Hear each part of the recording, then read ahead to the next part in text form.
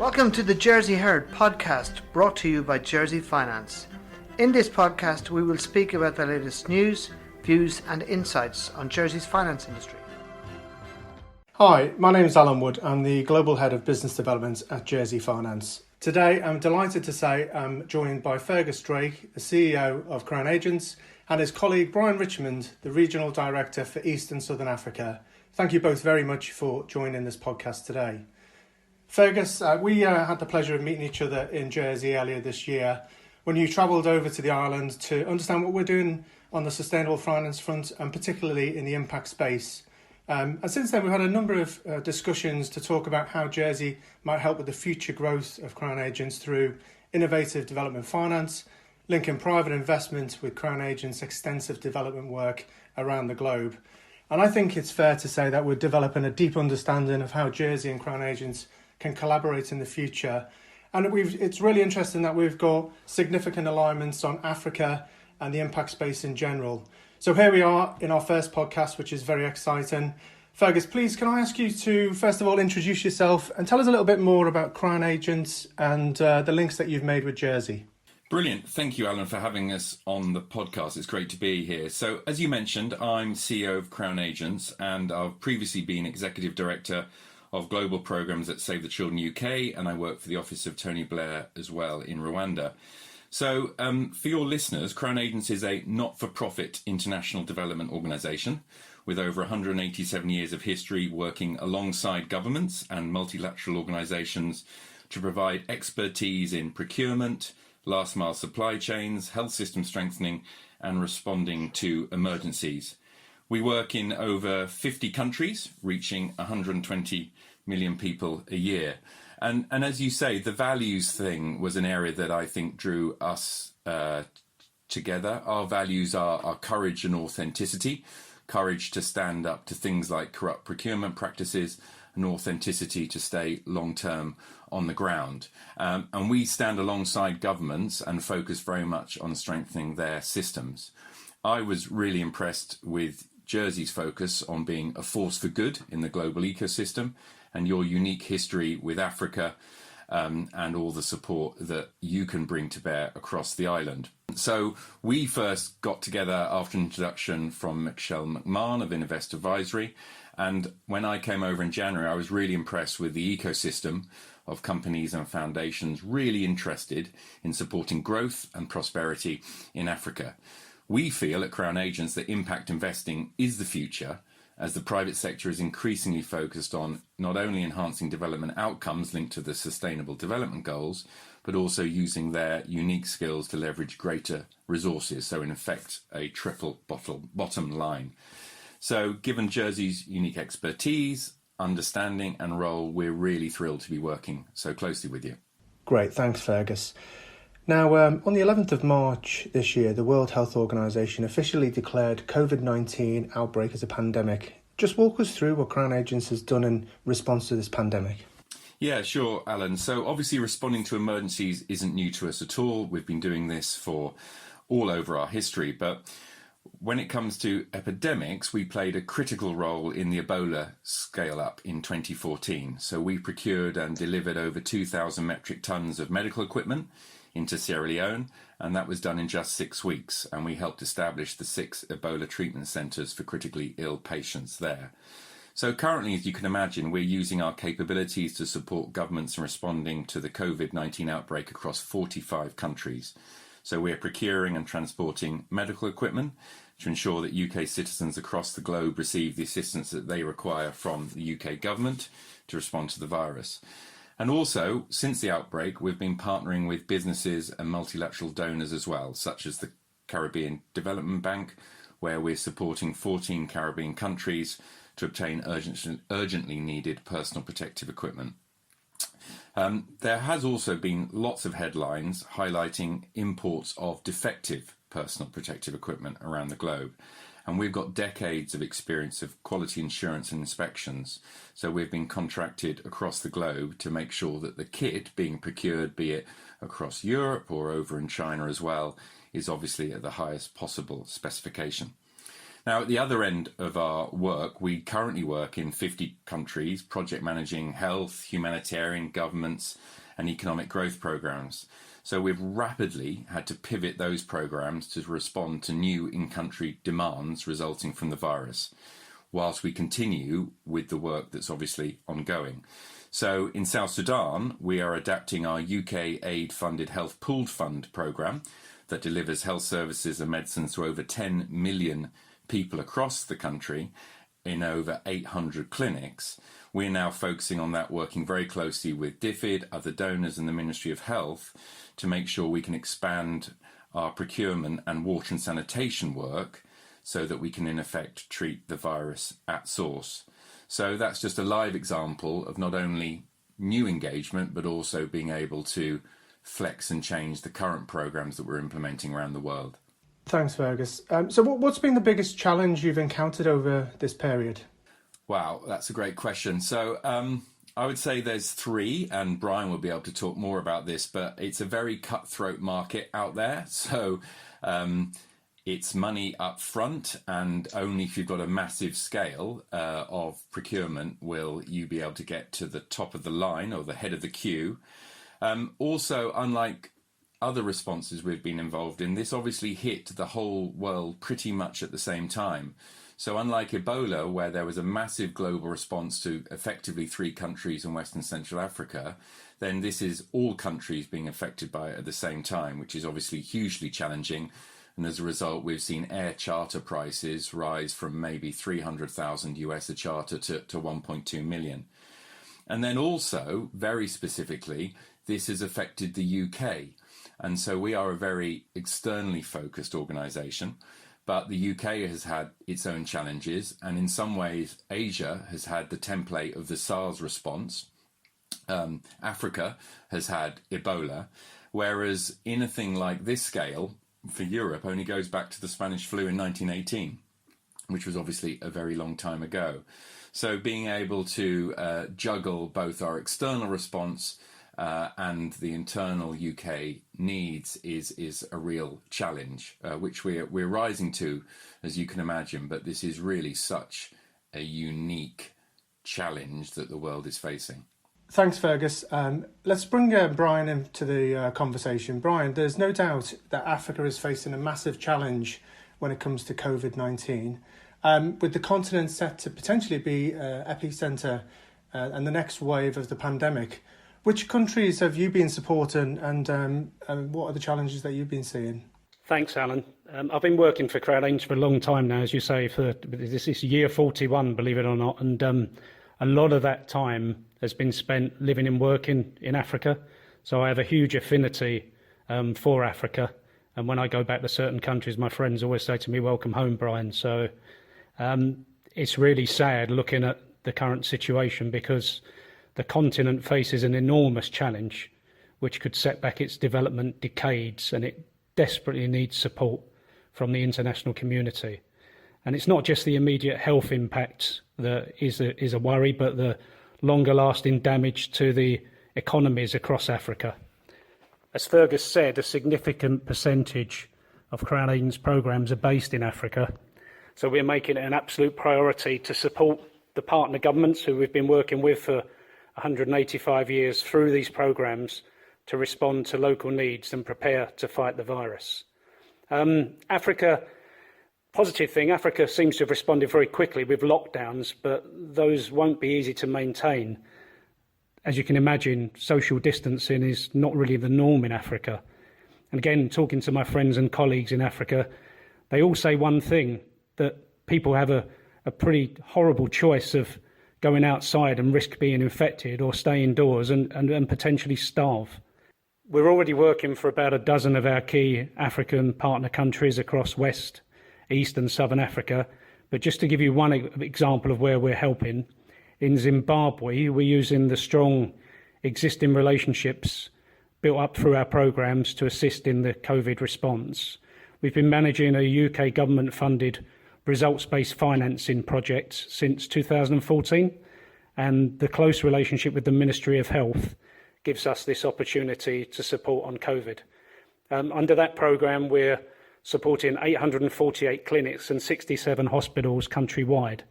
And these facilities, with our assistance, are now adhering to social distancing guidelines, erecting screening tents to test patients and build isolation units. And then under a separate project, we already pay salary top-ups to essential health workers across the country, and we'll now be using that same contract to extend it to paying COVID-19 top-ups for the ICU frontline staff. So it's really crucial that Africa gets help now. I can't emphasise enough, without international assistance, Africa could really become a future epicentre for the virus. And we know that if the virus stays alive in one country, it stays alive in the world, and we will all be affected. And just looking at the sort of health system and infrastructure across the continent, which is, I think we'll all agree, is fairly fragile. And if we see a rapid rise in cases with the virus, it could be widespread and significant. What can actually be done to tackle these challenges? Well, there's a lot to do, Alan, but there was a really good paper recently by the Tony Blair Institute that set out what would really be the priorities, and they work across 14 African countries. The first thing really was to get the COVID surveillance and contract tracing and testing strategies and systems in order, something we're beginning to see now coming to the fore in a lot of countries. They're going to need to map all the cases and their contacts to create a picture of the outbreak. Does your system have the capacity to do that? And are you making best use of technologies available to suit your country? I mean, interestingly, some of the countries that were affected by Ebola have already set up these systems, so that they've got a great start, that they've got some track and trace systems in place. And then if you look at Kenya with their M-Pesa system, they've also got a good platform to start with. So that would be the first thing, the track and trace. And then secondly, prepare the health system as best you can, and as Fergus mentioned earlier, protect the frontline health workers. So is there sufficient personal protective equipment for the health workers for the onslaught of the virus? Are there enough isolation and ICU beds? And have the health workers received specific COVID training? One lesson that came from the Ebola response is that the international community missed a chance to strengthen existing partner country health systems across the board, and that's really key, because although there's a lot of international assistance money that goes into the health sector, much of it was on vertical programs like HIV, AIDS, TB and malaria, and this really needs to be across the board health system strengthening. And then of course there's a need to plan how to protect vulnerable groups and prioritise healthcare and maintain the non-COVID healthcare. We know how many millions of people die across the continent from malaria, for example. So health facilities need to prioritise some of that other critical care. And also, how will some of the more vulnerable groups, such as the elderly and existing TB and malaria patients, be shielded from the virus? And then I think also really important, as I mentioned earlier, not just the health impact, but the economic impacts. The need to plan economic stimuli and social protection measures to protect livelihoods. I mean, even once these lockdowns are lifted, African economies will continue to suffer the consequences of the virus caused by the wider global crisis. Particularly a big part of their budget is reliant on commodity prices, and we're seeing those crashing already. So scaling up of existing social protection mechanisms, cash transfers, for example, food vouchers, and looking to support and sustain businesses, and access to finance will be a key part of that. And then potentially repurposing manufacturing to support the COVID response itself. And it's great to see that in Kenya, they're already setting up local manufacturing capabilities for personal protective equipment. And then what's really important is engaging the citizens and communities on the ongoing approaches that will apply during the lockdown and after the lockdown, and behaviour change strategies. What we found on Ebola was that community care workers in particular were very effective at rolling out behaviour change to rural communities. They were trusted, they were part of the community, and people listened to the community health workers. And then I think finally, look to how the government and the private sector and the international community can work more closely and partner. And as we respond to both the immediate needs and look to the long-term economic impact on countries, we, Crown Agents, will be aiming to work with the private sector to bring their finance in and their technical capabilities and their support where it can play a catalytic role. And right now we're already working with a number of companies and foundations who are using their resources combined with the capabilities of Crown Agents to make a difference. So quite a list, but as you can see, a lot to do in a short period of time. Yeah, no, a significant amount of work, and I think everybody agree that you're doing a great job. But one of the things that I was just interested, you said you work for Crown Agents. Is it your 41 years? Is it now your 41th year? How does this particular challenge compare to other things that you've seen? Well, as Fergus said earlier, we've responded to many crises worldwide, but in all honesty, Alan, haven't seen anything as challenging as this. And we've had to learn really quickly. And we've already got some scars on our back. I mean, as Fergus said, the first thing is that, normally in a crisis, the international community can come to the rescue. But right now, most of the planet needs the same commodities and skill set to fight this virus. And obviously, naturally, that's resulted in countries looking inwards and focusing on their own response rather than reacting internationally. So as a consequence, we're operating in what I think is the most challenging supply chain environment I've ever seen. National interests have resulted in export bans on commodities in places like India and the US, so it's really difficult to source the items that are needed. And even where those have been lifted now, for example in China, so the supply chain remains at best chaotic as there's so many buyers chasing the same stocks. So you end up dealing with lots of intermediaries in the supply chain, and that comes with a big risk. So what we've done at Crown Agents is intensified our already rigorous due diligence focus to minimise fiduciary risk for the buyers and ensure quality of product, which Fergus mentioned earlier was really important. I mean, we've already heard some really sad stories about incorrect or substandard items being supplied, including test kits, the personal protection equipment, and even ventilators, which is a real disaster. And I suppose the biggest challenge when I sit here and reflect on the last couple of months is that we've had to respond as a virtual team. I mean, we're really used to having our crisis response teams working together physically. I led the Ebola response back in 2014, and we had 2 floors of people sitting together and working really effectively. And so it's been really a new challenge and a big challenge to get used to working virtually. But I have to say, with the use of modern technology, it's worked really well. And we've created a 24/7 capability across our global resources. As an example, I'm speaking to you now from Dubai, but I'm leading and mobilising our global COVID team. So those, I would say, are the major challenges we've faced. Thanks, Bryan. So, Fergus, let's just move on to the microeconomic sort of impact. I was reading something recently where McKinsey indicated that the jobs and income of 150 million Africans, that's 1/3 of the entire labour force, are at risk. How do you view the micro impact versus the virus itself? I think that's another great question, Alan. I think the first answer is we don't know, so we need some humility in trying to answer that question. I do like the fact that some commentators have broken this down into firstly a health emergency, then a humanitarian emergency, and then an economic emergency. And I think we're all agreed that the economic impact could well be far more negatively impactful than the health one. So it's really hard to work this out, but Africa does have the same unknowns as the rest of the world. So including the impact of social distancing measures over the short and long term, but it's got a young population, lower levels of obesity, and a different set of challenges. So we don't know how COVID-19 will interface with those with HIV or malaria, for instance.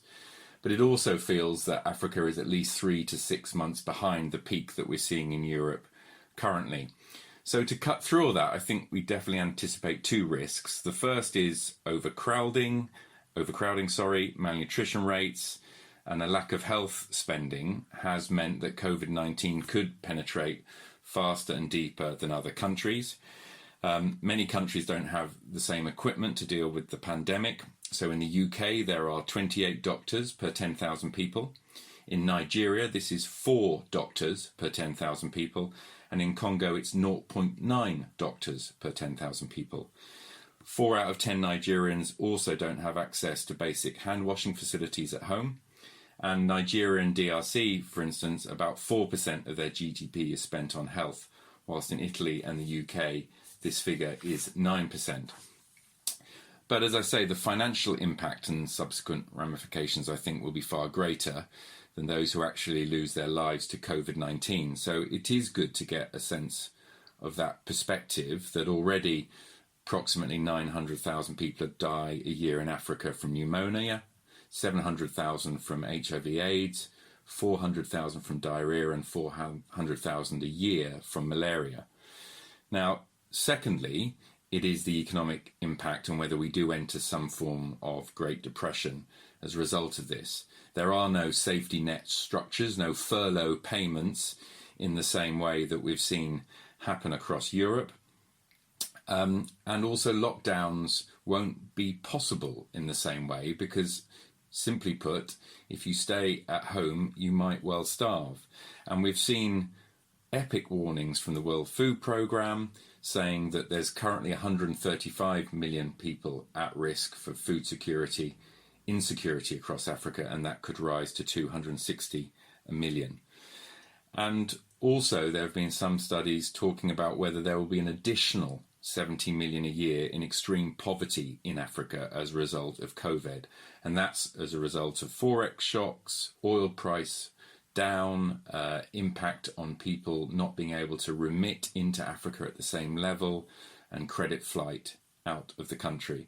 So in short, hugely challenging, and this is going to be a really interesting next year to see how this plays out on the ground. Absolutely agree with all of that. Interestingly enough, I've spent a lot of time in South Africa, Kenya and Nigeria, some of the three largest economies in Africa. But when you talked about Nigeria, I worry about the size of their population, which is nearing 200 million people. 80% of them are near the poverty line or below the poverty line. Can you really see them escaping the number of deaths, say, in comparison to the US? Well, again, Alan, the simple answer is we don't know. If we're being glass half full, then Nigeria was able to stop a small outbreak of Ebola that landed there in 2014. So that's positive that they have got health systems that can respond quickly. And obviously, because of this hitting in China and then Europe, they have got a 3 or 4 month head start on being able to root this out. But as per my previous answer to the previous question, it's far more the long-term economic impact that I'm fearful of across Africa, but in countries like Nigeria particularly, when the oil price is so low as it is currently, because that economy is very dependent on the oil income that they have. Thanks, Fergus. So I think our listeners will be quite interested to understand how the private sector can partner with Crown agents in response to COVID-19. Brilliant. Yeah, I think there are two areas. Firstly, we can act as an implementing partner for corporates or foundations wanting to take care of a COVID response need for their own company or area of the world that they are serving. And secondly, it is crucial that we respond both to the significant immediate needs of COVID-19, but also that we prioritise developing longer-term resilience and self-sufficiencies of countries' own health services, governance and leaders to respond, so that we're not just in this sticking plaster mode. So as a not-for-profit company, we have launched a fund to ask philanthropists and foundations to provide generous funding needed to enable us to do more to support those governments respond to both the immediate but the long-term impacts. And they can be assured that by working with us, we have the highest standards of financial management, due diligence, transparency, and the existing systems that we've built up over the last 187 years to maximise that support. So we're using the fund in 3 ways. Firstly, to support frontline health workers through the sourcing, inspecting, procuring and transport of essential equipment and supplies such as testing kits and lab consumables, personal protective equipment and so forth. Secondly, we're working directly with governments to assist them with their health response plans, so building on activities that we're already engaging. everything from health messaging around behaviour change activities, and then also supporting disease surveillance and data collection. And thirdly, we're giving technical assistance on the health and economic recovery plan. So looking at value for money audits, system reforms that can really help government stand on their own 2 feet. So those are the areas that we're really focused on, that we can give short-term funding and technical expertise to help specifically countries ride out not only the next 6 months, but also their next 2 years of planning. Fergus and Bryan, thank you very much for joining us today. That was very informative, and I'm sure that many of our listeners found it extremely helpful. That was my final question and concludes the Crown Agent podcast. If any of our listeners are interested in more detail, please visit our website where you can find out how we're partnering with Crown Agents and other local communities. As a reminder, you can also find out information on Jersey Finance on Twitter, LinkedIn and Instagram. Thank you. Thank you for listening to Jersey Heard. Don't forget to subscribe via your chosen podcast platform and follow us on our social media channels, LinkedIn, Twitter, Instagram and Facebook.